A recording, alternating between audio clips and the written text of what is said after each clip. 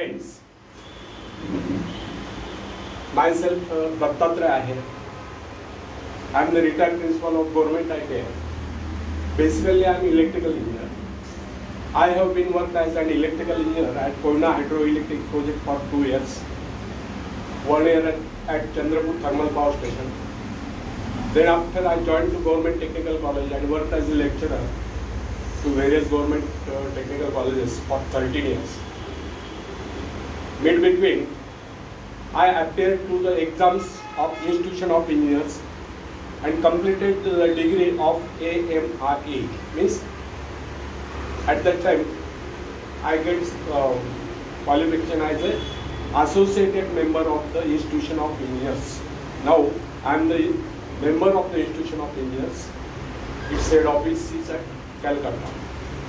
After passing out that AMRE, I get appeared to MPSC and get selected as a principal to Government ITIs and worked as a principal to various Government ITIs in Maharashtra for 22 years. And I retired in August 2019. And this is my hobby. Sir has told you that to inspire the Indian youth. So I am delivering my speech in Hindi, national language. तो friends, आत्मनिर्भरता का meaning आपको पता है? कोई बता सकता है? What is the meaning of आत्मनिर्भरता? Self reliance means to become self-dependent, not to depend to others. It is called आत्मनिर्भरता. तो फ्रेंड्स, आत्मनिर्भर बनने की क्षमता वास्तव में हर व्यक्ति में होती है, परंतु बहुत ही कम लोग ऐसे होते हैं जिन्हें अपने ऊपर विश्वास हो। दूसरों का सहारा ढूंढना तो उनकी आदत से बन जाती है। ये बात हमें कभी नहीं भूलनी चाहिए कि दूसरों के सहारे चलना तो बड़ा आसान है, किंतु इससे हमारी रही सही शक्ति क्षीण हो जाती है। मस्तिष्क और योग्यता, इनका जितना उपयोग किया जाएगा ये उतने बढ़ेंगे, इनका उतना ही विकास होगा। ये एक विडंबना है कि अपने आप कुछ करने की बात तो जैसे इन लोगों के मन में आती नहीं। कुछ लोग अपने आप एक ही काम करते रहते हैं और वह है अपने बदनसीबियों का रोना रोना या दूसरों के आश्रय कर उनके गुणगान करना। ऐसे लोग जिन्हें सदा दूसरों के ही बल पर विश्वास होता है, वे केवल पिछलकों की संज्ञा पाकर निंदा के पात्र बने रहते हैं। ऐसे लोग अपने आंतरिक शक्तियों का भी लाभ नहीं उठा पाते। फ्रेंड्स, यह न समझना आप यदि जन्मजात नेता नहीं है तो ऐसे ही रहो। जन्मजात कौन क्या होता है? कोई महान नहीं होता, कोई वैज्ञानिक नहीं होता है, बल्कि एक अबोध बालक जन्म के बाद अपने में ऐसी शक्ति पैदा करता है जिसके सहारे वो अपने व्यक्तित्व की एक अलग पहचान बना लेता है। इतिहास में ऐसे बहुत से लोग हुए जिनमें नेतृत्व करने की योग्यता नहीं थी, फिर भी वे अपने प्रयत्नों से, अपने परिश्रम से अपने योग्यताओं का विकास करके महान नेता बने। नेता वही होता है जो किसी पर निर्भर न हो, जिसमें नेतृत्व करने की क्षमता हो, जो दूसरों के विचारों का सहारा लेना आवश्यक न समझता हो, उसमें स्वयं सोचने और अपने कार्यक्रमों को स्वयं निर्धारित या कार्यान्वित करने की क्षमता होती है। लोगों की संख्या बढ़ाकर भीड़ के बीच में चलना तो कोई बड़ी बात नहीं है। बड़ी बात तो यह है कि लोगों के दिलों में अपना स्थान बनाया जाए, चाहे लोगों की संख्या कितनी कम क्यों न हो। ऐसे लोग वही होते हैं जो आत्म विकास करके शक्तिशाली हो चुके हैं।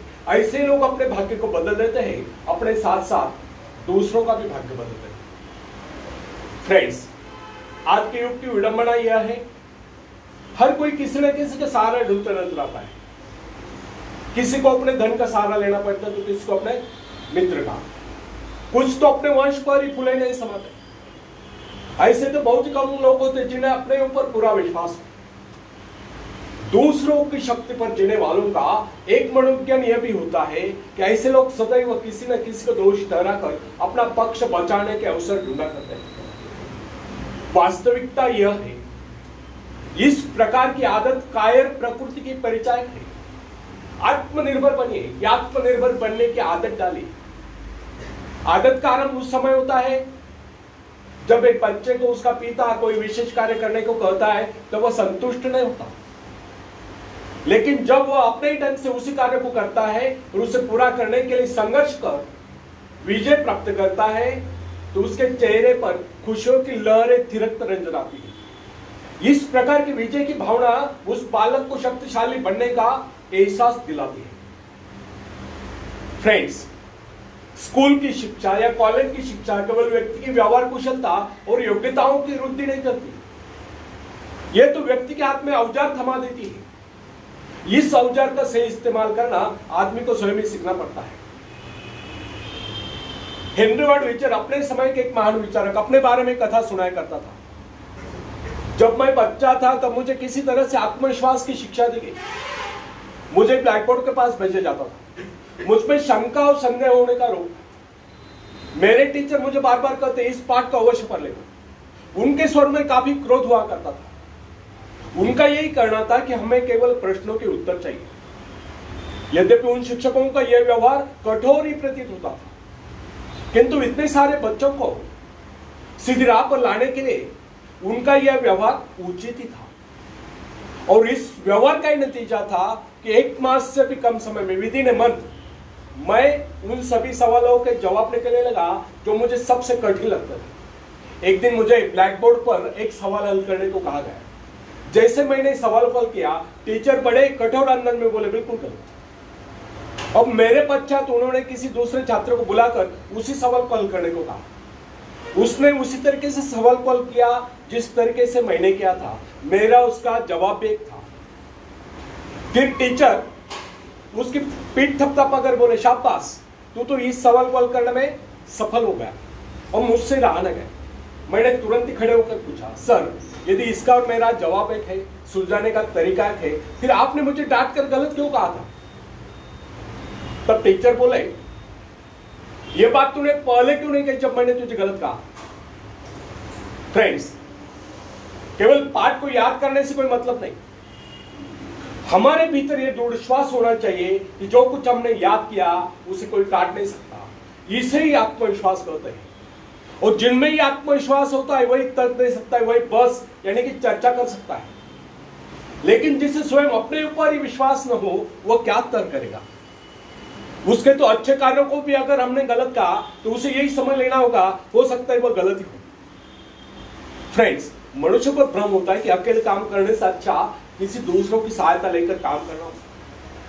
लेकिन अपने ऊपर विश्वास करके पूरी लगन से अगर कार्य को किया जाए तो उसमें सफल होने की आशा दोगुनी हो जाती है। हर महत्वाकांक्षा का अर्थ होता है अपनी शक्तियों का परीक्षण करना, लेकिन दूसरों की नकल करने, दूसरों पर निर्भर रहने से व्यक्ति में दुर्बलता ही तो आती है। शक्ति तो हमारी स्वयं के मेहनत करने से आती है। अखाड़े के पास बैठकर हम अपने शरीर को शक्तिशाली नहीं बना सकते, या दूरदर्शन पर एक्सरसाइज प्रोग्राम देखकर हम अपने शरीर को तंदुरुस्त नहीं बना सकते।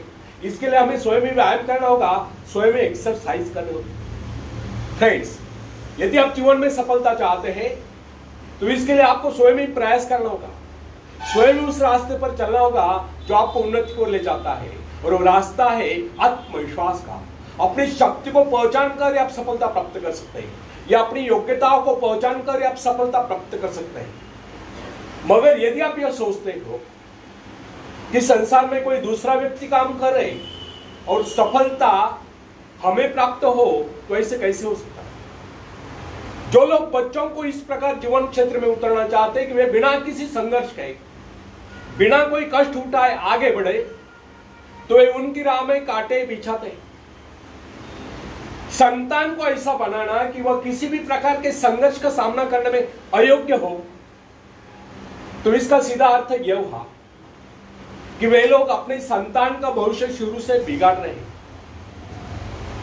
संतान को सुख और ऐश के झूले में झुलाने वाले मां बाप संतान के सबसे बड़े दुश्मन होते हैं।